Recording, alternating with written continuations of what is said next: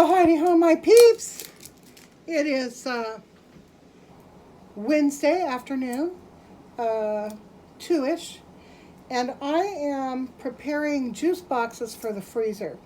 Grant's been wanting me to do a video about this. It's so silly, but to make him happy, I'm going to.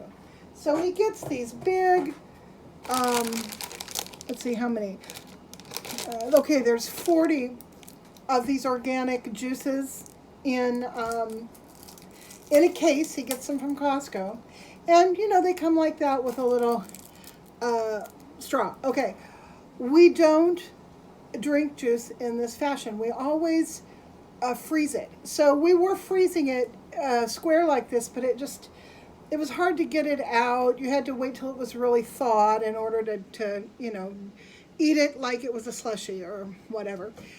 But I discovered that if I pull up the edges like so, both front or both bottom and top, like so, and then press it flat, what I end up with is something that's more like, it's more the shape of a Capri Sun.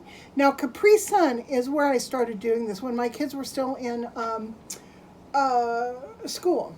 I would buy a couple cases of Capri Sun, and I would stick them in the freezer in the summertime, and they would have something cold and icy to use as a snack. So this works really well because when it's frozen, I just take and I cut the top off with my kitchen shears, and then you can squeeze it from the bottom, and it very easily comes up. Sometimes I'll cut it off, and then I'll tear it around this portion so that the frozen part's already sticking up a little bit, and that way it squeezes up really easily. So that's what I'm doing right now, is prepping these up to stick in our freezer here at home. I'm not throwing the straws away. I'm not throwing them away because I know there is something I can do with these instead of stick them in the landfill. So I've got a little box of those going, and I'll figure something out that I can do with them. And instead of, tossing them away. So anyhow, I know this seems like a really weird follow-up to my last video. Well, first of all, I have other videos to share with you. I did a munch pack. I did a bath time confessional, believe it or not.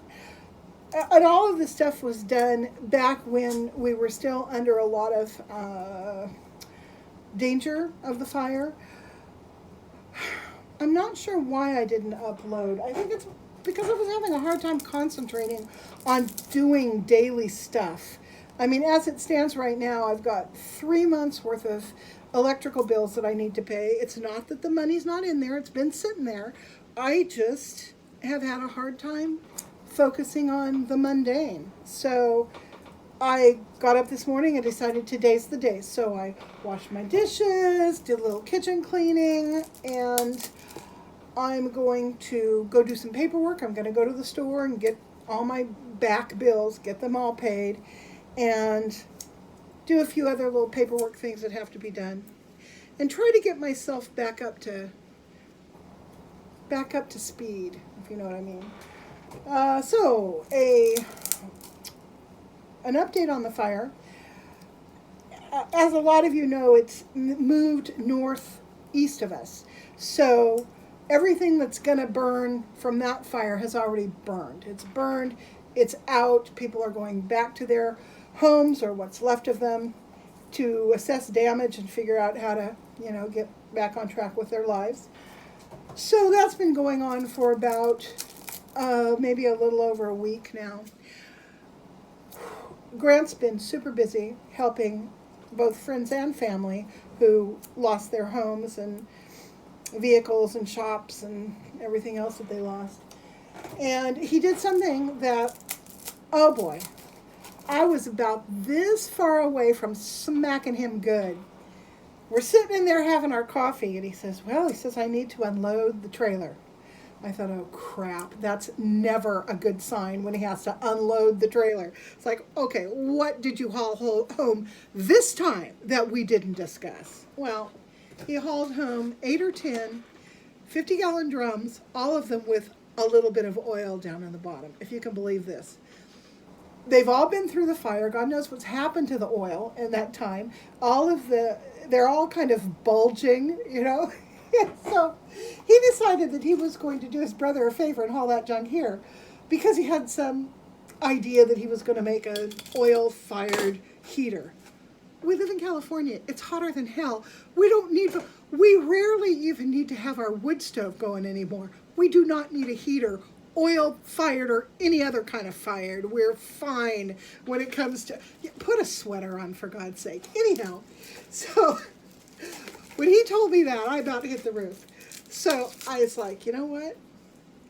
That's going to go. Not only does it have to go, but you cannot unload it here. It stays on that freaking trailer until it goes to hazmat, you know, the oil place where you use motor oil. And I said, furthermore, those bulging 50-gallon drums, those have to go too. Those have to go to metal scrap. And on top of that, we've got a lot of other stuff lying around here that needs to go to metal scrap. So we've got our work cut out for us, don't we?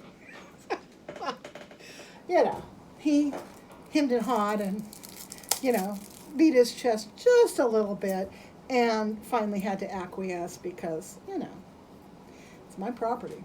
I'm the one who ends up having to deal with this junk.